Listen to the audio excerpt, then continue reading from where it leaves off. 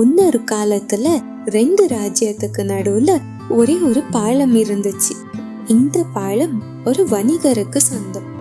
ஒரு ராஜ்யத்துல இருந்து இன்னொரு ராஜ்யத்துக்கு ஏதாவது வாங்கிட்டு போகணும்னா அவங்க வாங்கிட்டு போற பொருளுக்கு ஏத்த வரி கட்டிட்டு தான் அவங்க இந்த பாலத்தை தாண்ட முடியும். என்ன மீறி இந்த பாலத்தை ஒரு ஈக்காக்கா கூட தாண்டி போக முடியாது.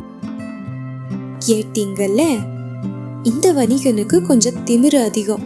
யாராலையும் தன்னை தோற்கடிக்க முடியாதுன்னு ரொம்ப கர்வமா இருப்பான்.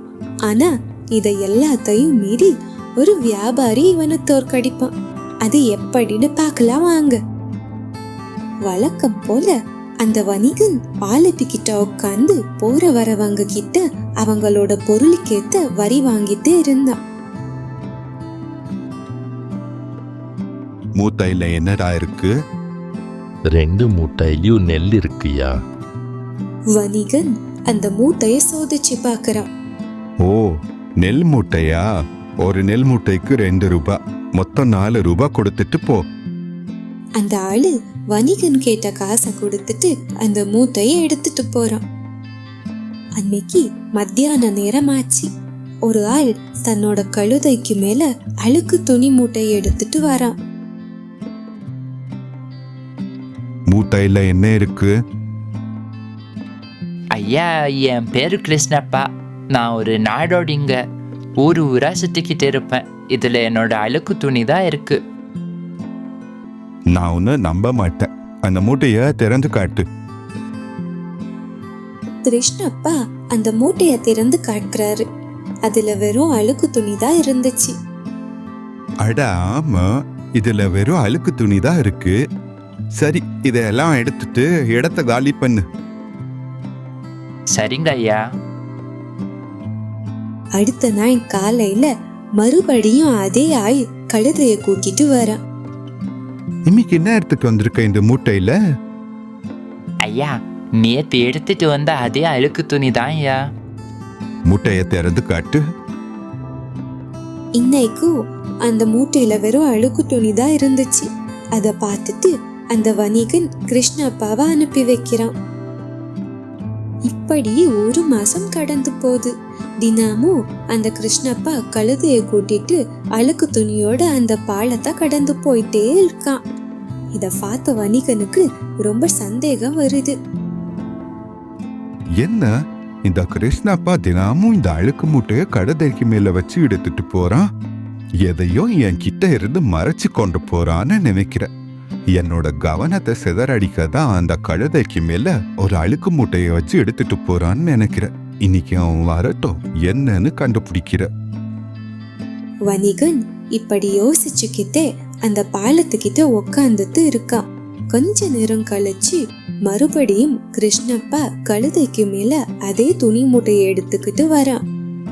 இந்த தடவை வணிகன் ரொம்ப கோவமா கிருஷ்ணப்பாவை நிறுத்துறான். ஏய் கிருஷ்ணப்பா, உண்மைய சொல்லு. நீ என் கிட்ட இருந்து ஏதோ விலை மதிக்க முடியாத ஒரு பொருளை தானே மறைச்சு கொண்டு போய்கிட்டு இருக்க. எனக்கு அது தெரியக்கூடாதுன்னு இந்த அழுக்கு மூட்டையை இந்த கழுதைக்கு மேல வச்சு கொண்டு போயிட்டு இருக்க. ஐயா, நான் உண்மையதாயா சொல்றேன். நான் உங்ககிட்ட இருந்து எதையும் மறைச்சி கொண்டு போல. சத்தியமாவே என்கிட்ட இந்த கழுதையும் அப்புறம் அந்த அழுக்கு துணி மூட்டையை தவிர எதுவும் இல்லையா. வணிகனுக்கு கிருஷ்ணப்பா பேச்சுல நம்பிக்கை வரல. அவன் கிருஷ்ணப்பாவை முழுசா சோதிச்சு பாக்குறான். ஆனா அவனுக்கு அங்க எதுவும் கிடைக்கல. ஏமாற்றத்தோட கிருஷ்ணப்பாவை அனுப்பி வைக்கிறான். இப்படியே நாட்கள், மாசங்கள், வருஷங்கள் கூட கடந்து போயிடுச்சு. ஆனா கிருஷ்ணப்பா அதே மாதிரி தினமும் கழுதைக்கு மேல அதே துணி மூட்டையை எடுத்துக்கிட்டு பாலத்தை கடந்து போய்கிட்டே இருந்தான். வணிகன் ஒரு நாள் கூட தவறாம கிருஷ்ணப்பாவை சோதிச்சு பார்த்துக்கிட்டே தான் இருந்தான். ஆனா அவன்கிட்ட அந்த அழுக்கு மூட்டையும் கழுதையும் தவிர வேற எதுவும் இருக்கல. வருஷங்கள் கடந்துடுச்சு. கடைசியில அந்த வணிகன் அந்த பாலத்தை வேற ஒருத்தருக்கு வித்துட்டான். ஒரு நாள் வெளியில ஒரு வேலையா போகும்போது ஒரு பெரிய வீடு அவன் கண்ணுக்கு படுது.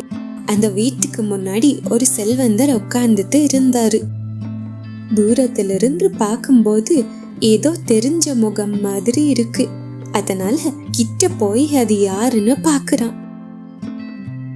கிருஷ்ணப்பா, நீ தானே இது? எப்படி இவ்ளோ பெரிய செல்வந்த நானு? நீ நாடோடின்னு தானே என்கிட்ட சொன்ன. அதுவும் இல்லாம நான் உன்னை ஒரு நாள் விடாம தினமும் சோதிச்சு தானே அனுப்பிட்டு இருந்தேன். உன்கிட்ட எப்படி இவ்ளோ செல்வம் வந்துச்சு? கிருஷ்ணப்பா ஒரு சின்ன சிரிப்போட வணிகனை பாக்குறாரு. கண்டிப்பா நீங்க இதை தெரிஞ்சுக்கிட்டே ஆகணுமா? ஐயோ கிருஷ்ணப்பா, என் மண்டையே வெடிச்சிடும் போல இருக்கு. ரொம்ப வருஷமா நான் அந்த பாலத்துல வரி வசூலிச்சுட்டு இருந்தேன். ஒருத்தரால கூட என்னை ஏமாத்த முடியல, முன்ன தவிர. நான் உன்னை அவ்வளோ சோதிச்சியும் நீ எப்படி என்னை ஏமாத்தின? தயவு செஞ்சு சொல்ல. ஐயா, நான் உங்களை ஏமாத்தவும் இல்லை, எதையும் மறைச்சு கொண்டு போகவும் இல்லையா. பொய் சொல்லாத கிருஷ்ணப்பா. அப்புறம் எப்படி நீ இவ்வளோ பெரிய செல்வந்த நானு? நான் இப்ப அந்த பாலத்தை வித்துக்க. அதனால நீ என்கிட்ட தாராளமா உண்மையை சொல்லலாம். என்னால எதுவும் பண்ண முடியாது. தயவு செஞ்சு சொல்லு கிருஷ்ணப்பா. இல்லைன்னா எனக்கு இதை யோசிச்சு யோசிச்சு வாழ்க்கையில நிம்மதியே இருக்காது. கிருஷ்ணப்பா சிரிச்சுக்கிட்டே இப்படி சொல்றாரு. சரி, நான் தினமும் அந்த பாலத்து மேல என்ன எடுத்துட்டு போய்கிட்டு இருந்தேன்னு சொல்லுங்க. உன்னோட கழுதையும் அப்புறம் அந்த அழுக்கு துணி மூட்டையும் தான் எடுத்துட்டு போய்கிட்டு இருந்த. ஐயா, நான் ஒரு கழுத வியாபாரி. என்னது? ஆமா ஐயா, நான் விஜயநகர நாட்டுல இருந்து வரேன். சுத்தி இருக்கிற எல்லா நாட்டிலையும் கழுத விற்கிறது தான் என்னோட வேலை. அதனால தான் தினமும் ஒரு கழுதைய இந்த பாலத்தை தாண்டி கொண்டு போயிட்டு இருந்தேன். நீங்க கழுதையை தவிர எல்லாத்தையும் சோதிச்சு பார்த்துட்டீங்க, ஆனா இந்த கழுதைய மறந்துட்டீங்க. இத கேட்ட உடனே வணிகன் அதிர்ச்சியில முழுகிடுறாரு. அவ்வளவு நாள் தான் யோசிச்சு யோசிச்சு தேடின விஷயம் இப்படி தன்னோட கண்ணுக்கு முன்னாடியே நடந்து போயிருக்குன்னு யோசிச்சுக்கிட்டே தன்னோட திமிரு கர்வம் எல்லாத்தையும் நினைச்சு வெக்கப்படுறாரு. உண்மை சில நேரம் நம்ம கண்ணு முன்னாடியே தான் இருக்கும், ஆனா நம்ம தான் அதை கவனிக்க மறந்துடுறோம். சரி, கதை பிடிச்சிருந்தா லைக் போட்டு ஷேர் பண்ணுங்க. அப்படியே மறக்காம சேனலை சப்ஸ்கிரைப் பண்ணுங்க. அடுத்த கதை நான் பார்க்கலாம். பாய்.